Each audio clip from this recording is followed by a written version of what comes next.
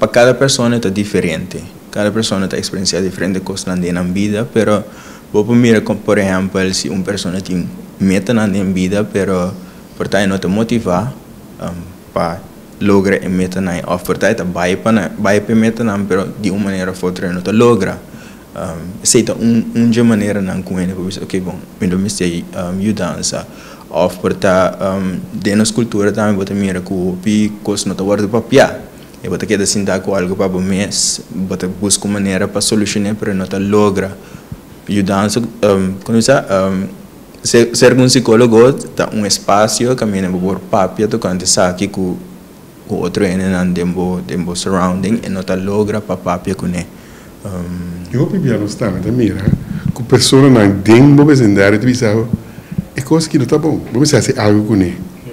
Escute a pessoa, puder vamos de com a pessoa deve ser. Passou para o roupa piano, é problema não que nós tinta onde escondi. Passou para nós não compreender que o problema mental está influenciando a vida diária. Uma coisa que é mais importante para o homem está na vida sexual.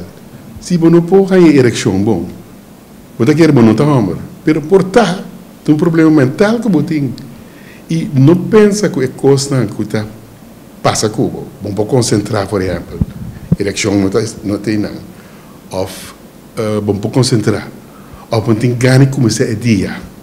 Você está fadado de dia, de vida. Você não toma um mês sério e para mim não é coisa que está normal, é coisa que está para mim. Se está normal, para você pensa também. Pero, para o mês, essa que tem maneira como que viva e nós estamos mira com ele, o homem está buscando ajudança, sim. Mas a ajudança está é bater, é droga, é cigarrilha. De vez em quando. Agressão também. Agressão. Violência. Violência. É coisa que você busca uma maneira para sacar estresse. E tudo coisa aí, ora, você entra coisa assim, né? Bebe, nota hombreza.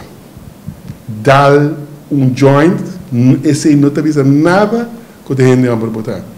Vamos se puder uma vez de com me tem mister de saque.